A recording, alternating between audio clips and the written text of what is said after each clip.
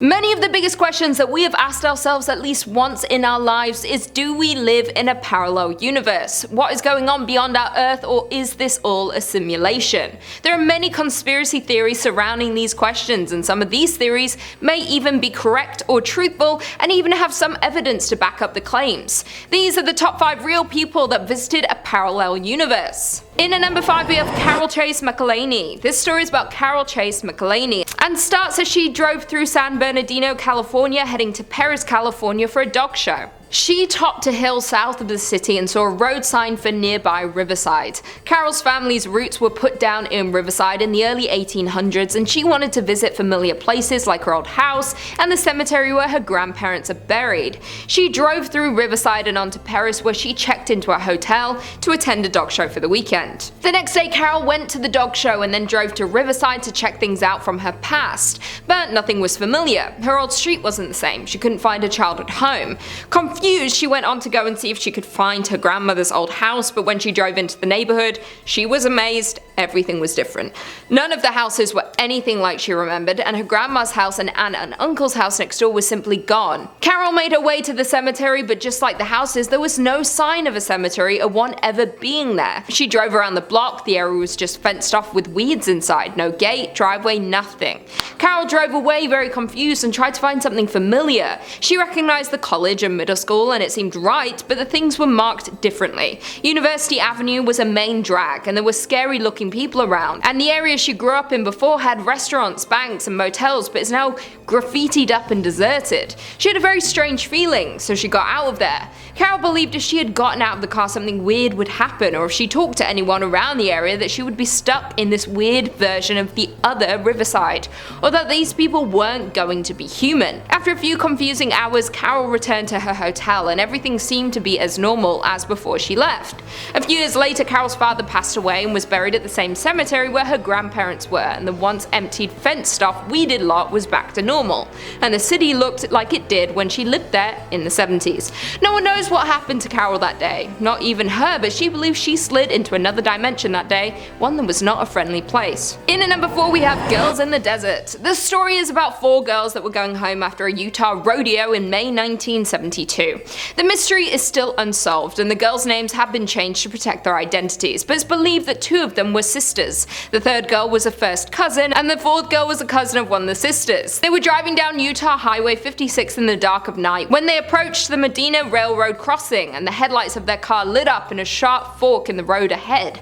The rodeo that was located 180 miles from their university dorms in Pioche, Nevada, and they didn't want to be past curfew and be locked out of their dorm room, so they were willing to take a shortcut to be able to get home faster. The mysterious road curved sharply away from the main road toward the direction of the Gadianton Canyon in the distance. Legend claimed that beyond the canyon was a doorway to another world, an evil dimension of horror that the early Utah settlers avoided at all costs.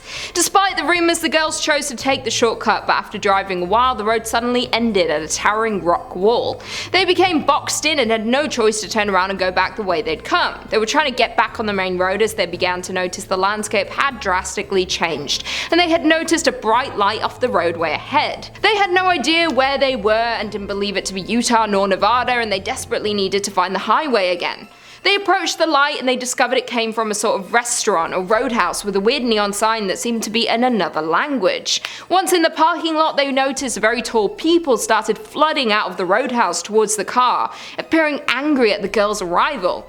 They were flailing their arms and screaming at the girls. The girls were frightened because they realized those things they saw were not human, and punched the gas to get away from the events happening at the roadhouse. They started to drive down the road and noticed something was following them. 4 freakish, egg-shaped vehicles with one large headlight were racing behind the car until they suddenly disappeared. The girls looked back and the entire road disappeared, and the car veered off the road and the engine died. The 4 girls were forced to sleep in the car, and in the morning they walked to Highway 56 and reported their incident to the police. The police investigated but were left with more questions than answers. The so-called roadhouse had never existed, and there were no tire tracks in the dirt, which was next to impossible.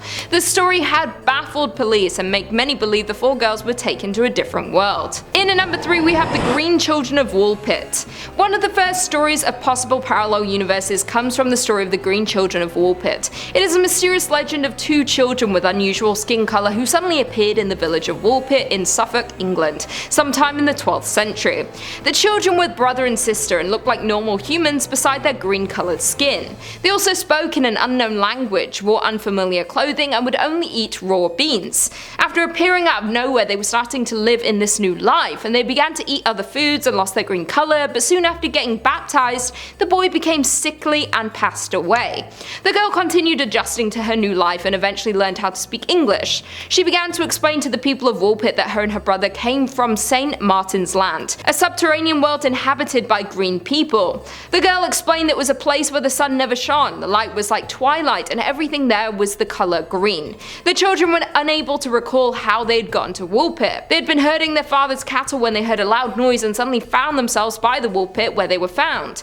It is believed that this story could be a folktale describing an imaginary encounter with the inhabitants of another world, perhaps subterranean or extraterrestrial, or is indeed a real event. The story of the mysterious green children had been mentioned in many writings throughout history and even to this day, many believing they could be the first account of parallel universes or different dimensions. In at number 2 we have Lerina Garcia Gordo. A Spanish woman named Lerina Garcia Gordo posted a comment in an online forum asking for help, claiming to have woken up in a parallel universe. The morning of July 16, 2008, Lerina woke up in the morning and her bedsheets were a different colour. She was confused but got up and got ready for her office job that she was employed for the past 20 years. Thankfully, her car was parked in the same spot, so she continued her morning routine and drove to work. But then the mysteries continued when she arrived at her job. Inside the office building, she had seen some strange people she had never met before, and she walked towards her office. There was a different name tag on her office door that wasn't her name. She thought maybe she had gotten off on the wrong floor, but soon realized she was on the right one and connected her laptop to the company Wi-Fi. And her device was still on the company's rota, but she was under a different manager in a totally different department. Confused, she had to check her personal information and went through her ID, driver's license and credit cards, but everything appeared normal. Lerina believed that these inconsistencies could be a result of a medical issue, so she took a sick day to investigate what was really going on with her. She went to the doctors immediately, but everything came back normal. She went home and double-checked bank statements and bills, but everything seemed to be the same as the night before, including the top news stories, yet her life was just slightly different. Things got weirder when she had tried calling her new boyfriend Augustin. She had separated from her boyfriend of 7 years recently, had been dating Augustin for the past 4 months. When Lerina called up her boyfriend, someone else answered and told her that no one by that name living in that home or that matched her descriptions of Augustin. It was as if Augustin had never existed, and Lerina soon learned she had never left her ex-boyfriend and they had been together since 7 years ago. There was no sign of them ever having separated. Lerina began to have several mental breakdowns and she visited a psychiatric clinic, but tests concluded she was of healthy body and mind. The doctors told her that maybe she was under a lot of stress, resulting in possibly hallucinating all of this. Days, weeks and months passed with no answers, and these small inconsistencies continued. Lerina was convinced that she had simply went to bed one night and awoke in a parallel universe, a world in which her life had been altered by small decisions of her past. And finally, at number 1 we have the Man From Taured. The story starts off normal as any, at an airport in Tokyo in 1954. At the Haneda airport, it was business as usual when a European plane dropped off its passengers in Tokyo. As the crowd began to walk off the plane and make their way to customs, there was a neatly dressed, middle-aged Caucasian man who walked up to officials telling them it was just another normal business trip for him. He spoke primarily French but was able to speak Japanese and other languages. He also possessed different European currencies in his wallet, clearly showing that he was a frequent flyer. When the officials asked for his country of origin, that's when it went from normal to strange. He casually stated that he was from Taured, said to be on the border between France and Spain. The officials were confused and mentioned to the man that Taured doesn't exist, and the man showed them his passport, and it was issued by the non-existent country of Taured, which also showed visa stamps corroborating his previous business travels to Japan and other countries.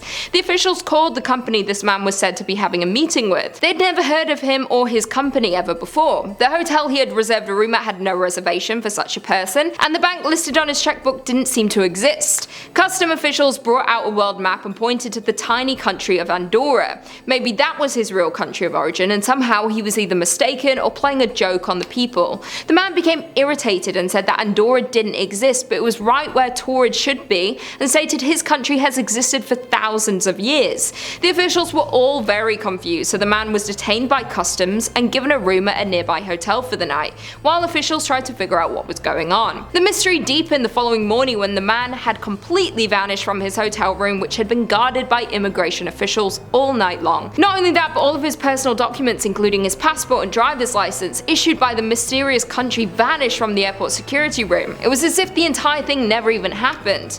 This story is still a mystery with no definitive answers and no documentations verifying the story has ever surfaced. So, stories like this make people believe there could be a time traveler, an alien, or someone from a parallel universe. Well, there we have it. Thanks for tuning into this video. I'll see you in the next one.